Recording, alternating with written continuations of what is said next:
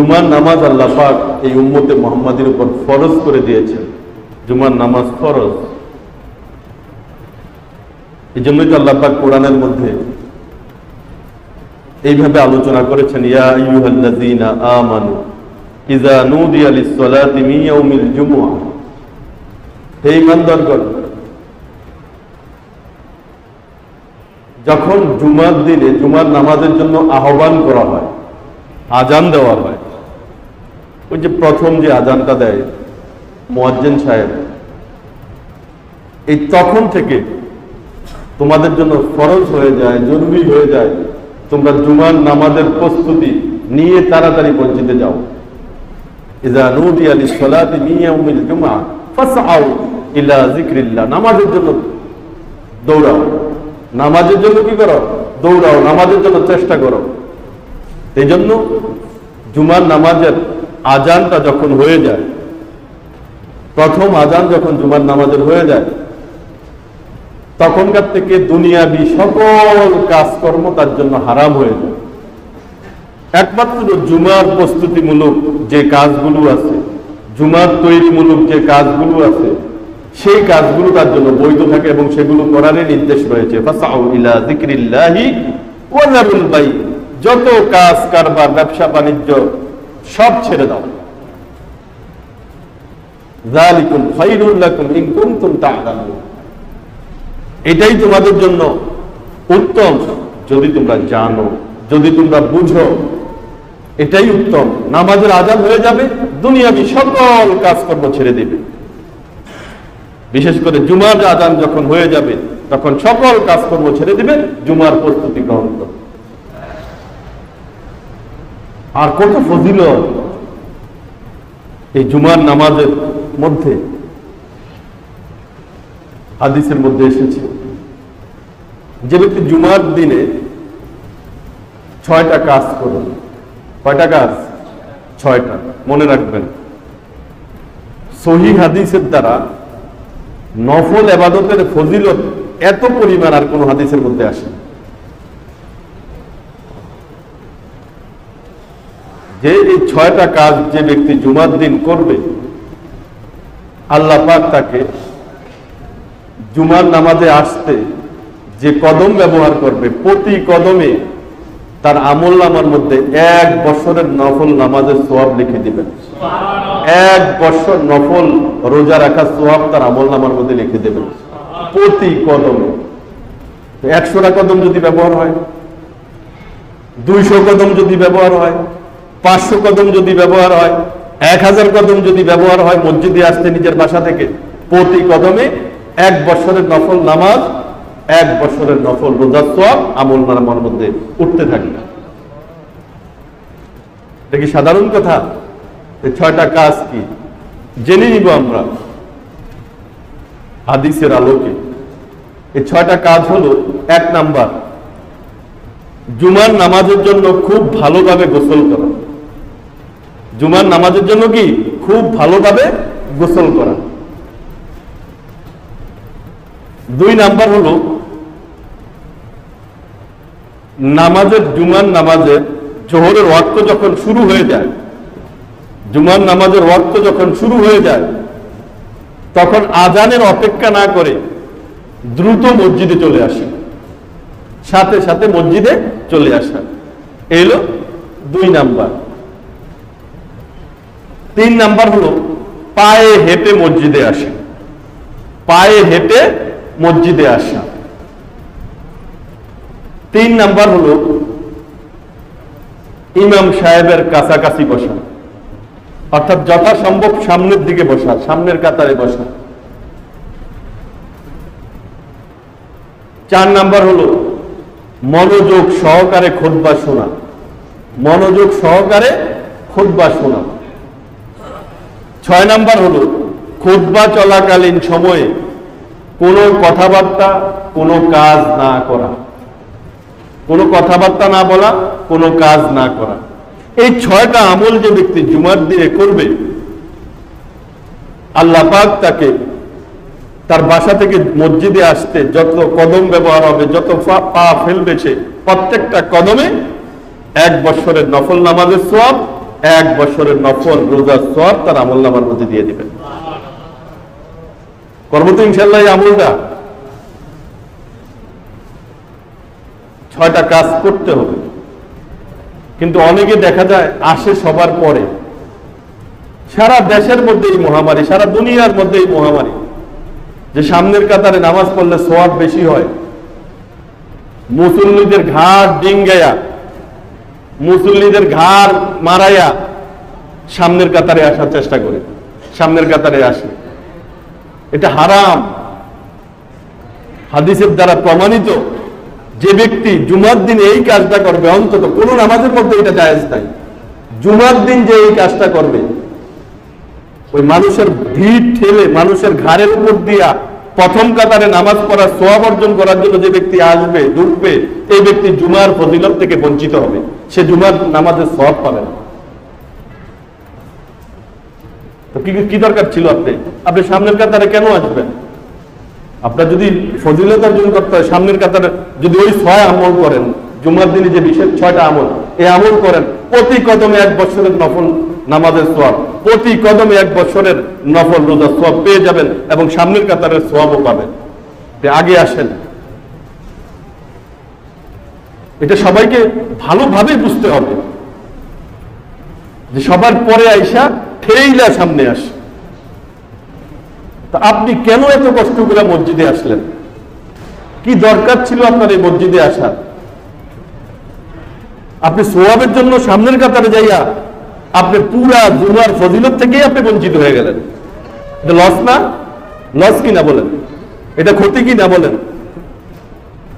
শয়তানে ধোঁকা দিছে, নেক শুরুতে ধোঁকা দেয়, যা সামনের কাতারে, ওখানে সওয়াব বেশি, সামনের কাতারে যায় নামাজ পড়, ওখানে সওয়াব বেশি।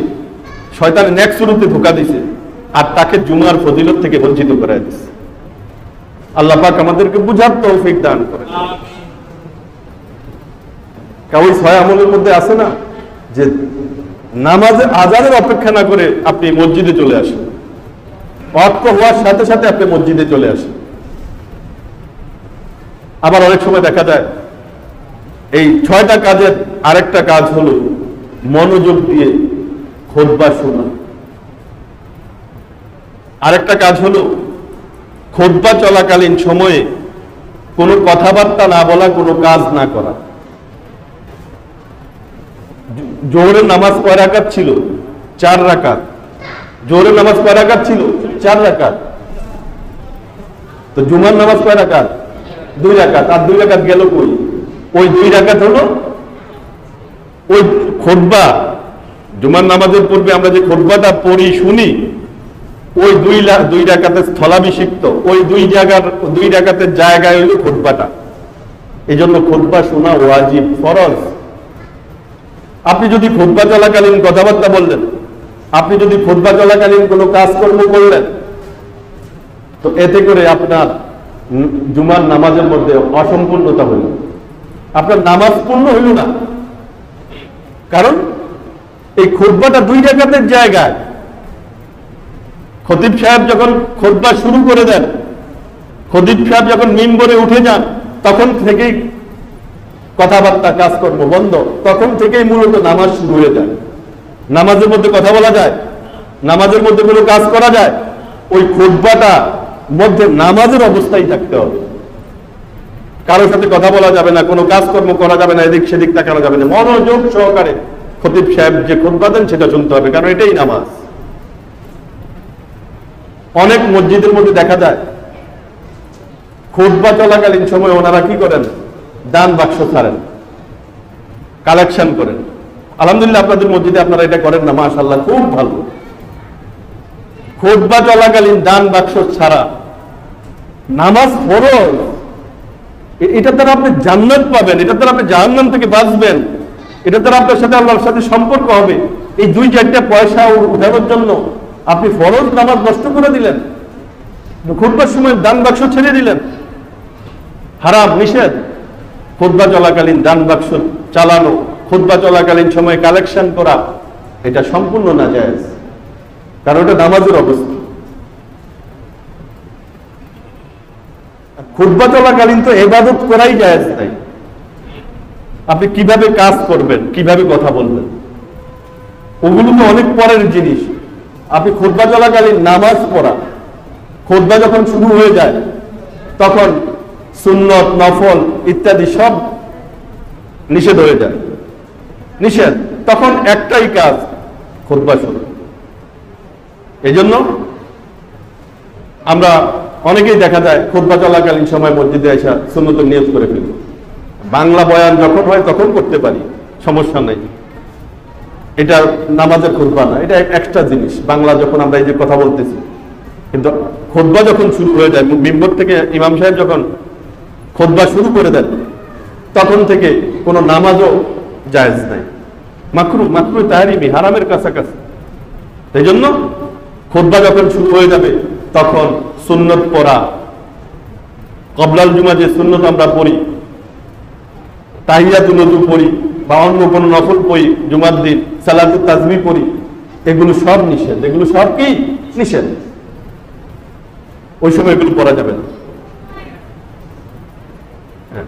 যদি আপনার তাহিয়াতুল ওযু পড়তে হয়, ফজিলতের আমল, কবলাল জুমা সুন্নত পড়তে হয়, সুন্নতে মুআক্কাদা, সেটা আপনি আরো আগে চলে আসবেন। ইমাম খুতবা দেওয়ার শুরু করার আগে, টাইম অনুযায়ী তো চলে সব জায়গায়, তার আগে চলে আসবেন। এসে আপনি তাহিয়াতুল ওযু পড়েন, তারপরে কবলাল জুমা যে 4 রাকাত সুন্নতে মুআক্কাদা আছে সেগুলো পড়েন, সওয়াবের কাজ। তবে খুতবা চলাকালীন করা যাবে না। খুতবা চলাকালীন সময়ে ইমাম সাহেব খুতবার মধ্যে রাসূল পাক সাল্লাল্লাহু আলাইহি ওয়াসাল্লামের নাম নেন, তখন দুরূদ শরীফ পর্যন্ত আওয়াজ দিয়া পড়া যাবে। দুরূদ শরীফ কেউ যদি পড়তে চায় পড়বে, মনে মনে পড়বে খুতবা চলাকালীন সময়। এগুলো আমাদেরকে কি করতে হবে, লক্ষ্য রাখতে হবে। এগুলো খুব জরুরি জিনিস। তো জুমার দিন আরো কিছু বিশেষ আমল রয়েছে, যে জুমার দিন সুন্নত আমল, আরো কিছু বিশেষ সুন্নত আমল রয়েছে। উত্তম পরিষ্কার পোশাক পরে মসজিদে আসা, উত্তম পরিষ্কার পোশাক পরে মসজিদে আসা, খুশবু ব্যবহার করা, আতর ব্যবহার করা, সুগন্ধি ব্যবহার করা, এটা সুন্নত জুমার দিনের। জুমার দিনে সূরা কাহাফ পড়া সুন্নত আমল। সূরা কাহাফ রাসূল পাক সাল্লাল্লাহু আলাইহি ওয়াসাল্লাম ইরশাদ করেন, যে ব্যক্তি জুমার দিন সূরা কাহাফ তিলাওয়াত করবে, সে আগামী জুমা পর্যন্ত 8 দিন সর্ব ধরনের ফিতনা থেকে মুক্ত থাকবে। এমনকি এই 8 দিনের ভিতরে যদি দাজ্জালও বের হয়ে যায়, তো দাজ্জালও তাকে কোনো ক্ষতি করতে পারবে না, দাজ্জালের ফিতনা থেকেও সে রক্ষা পাবে। তো কিয়ামতের আগ মুহূর্ত, শেষ জমানা, কত ধরনের ফিতনা আছে। আমরা যারা আল্লাহ পাক কোরআন পড়ার তৌফিক দিয়েছেন, আমরা পড়তে পারি, তারা জুমার দিন আমরা সূরা কাহাফটা পড়ে নিব। সারা সপ্তাহ 8 দিন পর্যন্ত সর্ব ধরনের ফিতনা থেকে আল্লাহ পাক মুক্ত রাখবেন, এমনকি দাজ্জালের ফিতনা থেকেও মুক্ত রাখবেন। জুমার দিন আরেকটা সুন্নত আমল বেশি বেশি দুরূদ শরীফ পড়া। জুমার দিন খুব বেশি পরিমাণে কি পড়া, দুরূদ শরীফ পড়া। রাসূল পাক সাল্লাল্লাহু আলাইহি ওয়াসাল্লাম ইরশাদ করেন, যে ব্যক্তি, রাসূল পাক সাল্লাল্লাহু আলাইহি ওয়াসাল্লাম ইরশাদ করেন যে তোমরা জুমার দিনে আমার প্রতি বেশি বেশি দুরূদ পড়ো, কারণ আমার উম্মতের দুরূদগুলো জুমার দিন আমার সামনে পেশ করা হয়। কাল কিয়ামতের দিন ওই ব্যক্তি সম্মানের দিক থেকে আমার বেশি নৈকট্য প্রাপ্ত হবে, আমার বেশি নিকটবর্তী হবে, যে নাকি আমার উপর দুরূদ বেশি পড়ে। এই জন্য জুমার দিন খুব বেশি পরিমাণে দুরূদ পড়া, এটা সুন্নত আমল। জুমার দিন আরেকটা বিশেষ আমল, যেটা আসরের পরে, আসরের নামাজ পড়ার পর নারী পুরুষ সবার জন্য এই আমল, যে আসরের নামাজ পড়ার পর নামাজের স্থানে বসে থেকে যে ব্যক্তি একটা দুরূদ শরীফ আছে, ছোট্ট একটা দুরূদ শরীফ যে 80 বার পাঠ করবে, আল্লাহ পাক তার আমলনামার মধ্যে 80 বৎসরের ইবাদতের নেকি লিখে দিবেন, এবং 80 বৎসরের গুনাহ আল্লাহ পাক তার আমলনামা থেকে মাফ করে দিবেন। দুরূদটা হলো এই, আল্লাহুম্মা সাল্লি আলা মুহাম্মাদিন নাবিয়্যিল উম্মিয়্যি, আল্লাহুম্মা সাল্লি আলা মুহাম্মাদিন নাবিয়্যিল উম্মিয়্যি ওয়া আলা আলিহি ওয়া সাল্লিম তাসলিমা, ওয়া আলা আলিহি ওয়া সাল্লিম তাসলিমা, বাস এই দুই শরীরে ওই জায়গায় বসে পড়ে ফেলবে, 5 মিনিটও লাগবে না। 80 বছরের গুনাহ মাফ হয়ে যাবে, 80 বছরের আমলের নেকি নফল ইবাদতের সওয়াব তার আমলনামার মধ্যে আল্লাহ পাক লিখে দিবেন। জুমার দিনে আসরের পরে মাগরিবের কিছু সময় আগে জিকির এবং দোয়ার মধ্যে লিপ্ত হয়। ওই সময়টাতে দোয়া কবুল হয় হাদিসের দ্বারা। ওই সময় জিকির দোয়ার তাকিদ রয়েছে হাদিসের মধ্যে। এজন্য মাগরিবের কিছু সময় পূর্বে জিকির এবং দোয়ার মধ্যে বসে যাওয়া এবং নিজের জন্য দোয়া করা, যত ধরনের দোয়া আছে করতে থাকা, ওই সময় দোয়া কবুল হয় তখন। আর এই জুমার দিনে আরেকটা বিশেষ আমল আমরা করতে পারি, এটা জুমার দিনের সুন্নত আমলের মধ্যেই পড়ে, যেটা সালাতুত তাসবিহ। রাসূল পাক সাল্লাল্লাহু আলাইহি ওয়াসাল্লাম আপন চাচা হযরত আব্বাস রাদিয়াল্লাহু তাআলা আনহুকে এই নামাজটা শিক্ষা দিয়েছেন। চাচাকে শিক্ষা দিয়েছেন, সমস্ত উম্মতের জন্যই এই আমল। যে চাচা, আমি আপনাকে একটা নামাজ শিক্ষা দেই, এই নামাজটার দ্বারা আপনার সকল প্রকারের কবিরা সগীরা, জানা অজানা, নতুন পুরাতন, প্রকাশ্যে গোপনে, ইচ্ছায় অনিচ্ছায় সকল ধরনের গুনাহ আল্লাহ পাক আপনার আমলনামা থেকে ক্ষমা করে দিবেন। এই নামাজটা হলো কি? সালাতুত তাসবিহ। চাচা, এই নামাজটা পারলে প্রতিদিন একবার পড়বেন, তাও যদি না পারেন তো সপ্তাহে একবার পড়বেন, সপ্তাহে যদি না পারেন বছরে একবার পড়েন, বছরেও যদি একবার না পড়েন সারা জীবনে একবার হইলে এই নামাজটা পড়েন। এই নামাজটা হলো 4 রাকাত নামাজ। 4 রাকাতের নামাজের মধ্যে একটা তাসবিহ 300 বার পড়তে হয়, প্রতি রাকাতে 75 বার। তাসবিহটাও সহজ, সুবহানাল্লাহি ওয়ালহামদুলিল্লাহি ওয়ালা ইলাহা ইল্লাল্লাহু ওয়াল্লাহু আকবার। সুবহানাল্লাহি ওয়ালহামদুলিল্লাহি ওয়ালা ইলাহা ইল্লাল্লাহু ওয়াল্লাহু আকবার। এই তাসবিহটা এই 4 রাকাত নামাজের মধ্যে প্রতি রাকাতে 75 বার, সর্বমোট 300 বার। 4 রাকাতে হয় 300 বার। কিভাবে নামাজটা পড়বো? সহজ। অন্যান্য নামাজ আমরা যেভাবে পড়ি এরকমই, বিশেষ কোনো সূরা নাই, বিশেষ কোনো নিয়ম নাই, ওই তাসবিহটা পড়ার নিয়মে। কিভাবে পড়বো? 2টা নিয়ম আছে হাদিসের মধ্যে। সর্বোত্তম নিয়মটা হলো এই যে আপনি নফলের নিয়তে, আমি নফল নামাজ 2 রাকাত 4 রাকাত সালাতুত তাসবিহ পড়ছি, আল্লাহু আকবার, নিয়ত করে সানা পড়লেন, সানার পরে সূরা ফাতিহা পড়লেন, সূরা ফাতিহার সাথে আরেকটা সূরা মিলাইলেন, সূরা মিলানোর পরে এবার রুকুতে যাবেন, রুকুতে যাওয়ার আগে এই তাসবিহটা 15 বার পড়বেন, সুবহানাল্লাহি ওয়ালহামদুলিল্লাহি ওয়ালা ইলাহা ইল্লাল্লাহু ওয়াল্লাহু আকবার। কয়বার? 15 বার। শেষ 15 বার তো আপনি রুকুতে চলে যাবেন, আল্লাহু আকবার বলে রুকুতে চলে যাবেন। রুকুতে গিয়ে রুকুর তাসবিহ শেষ করার পর এইটা তাসবিহটা আপনি 10 বার পড়বেন, একই তাসবিহ, সুবহানাল্লাহি ওয়ালহামদুলিল্লাহি ওয়ালা ইলাহা ইল্লাল্লাহু ওয়াল্লাহু আকবার। তাসবিহ শেষ, রুকুর মধ্যে সামি আল্লাহু লিমান হামিদা বলে দাঁড়িয়ে গেলেন। এবার ওই দাঁড়ানো অবস্থায়, রুকু থেকে সোজা হয়ে যখন দাঁড়াইলেন, দাঁড়ানো অবস্থায় 10 বার। এবার 10 বার পরে সিজদায় যাবেন, সিজদায় গিয়ে সিজদার তাসবিহ পড়ার পর 10 বার, সিজদার থেকে উঠে বসে আরেক সিজদা করার আগে বসা অবস্থায় 10 বার। এই 10 বার পরে আবার দ্বিতীয় সিজদায় যাবেন, দ্বিতীয় সিজদায় গিয়ে ওই দ্বিতীয় সিজদার তাসবিহ পড়ার পর 10 বার। তাসবিহ শেষ করে আল্লাহু আকবার বলে তো আমরা দ্বিতীয় রাকাতের জন্য সোজা দাঁড়ায়া যাই, দ্বিতীয় রাকাতের জন্য সোজা না দাঁড়িয়ে বসবো, বসার পর আবার 10 বার পড়বো, 10 বার পড়া এবার আল্লাহু আকবার বলা ছাড়াই সোজা দাঁড়ায়া যাব। এই 75 বার হইল। এই কয়বার হলো? 75 বার। এমনি ভাবে দ্বিতীয় রাকাতের মধ্যে সূরা কেরাত শেষ করার পর 15 বার, বাকি বাস একই নিয়মে। দ্বিতীয় রাকাতের শেষ সিজদাটা কইরা তো তাশাহুদের জন্য বসি, তাশাহুদের জন্য যখন বসলাম তখন তাশাহুদ পড়ার আগে 10 বার, এমনি ভাবে তৃতীয় রাকাত চতুর্থ রাকাতে, এই 4 রাকাতে কয়বার হবে? 75 বার, কি হবে? 300 বার। প্রতি রাকাতে 75 বার, 4 রাকাতে 300 বার। এই নামাজটা এত ফজিলতপূর্ণ। তাসবিহগুলো হাতে এভাবে গইনা না, আঙ্গুল দিয়া চাপ দিয়া বৃদ্ধ আঙ্গুল একবার বললাম চাপ দিলাম, একবার বললাম চাপ দিলাম, আঙ্গুলের মাথা দিয়ে চাইবা হিসাবটা রাখবো। যেখানে 15 বার এখানে 3 বার গণলে হয়ে যাবে 15 বার, আর যেখানে 10 বার এখানে 2 বার গণলে হয়ে যাবে। আঙ্গুলের মাথা চাইবা হিসাবটা রাখবো, হাতের করে গইনা না, হাতের রেখায় গইনা না।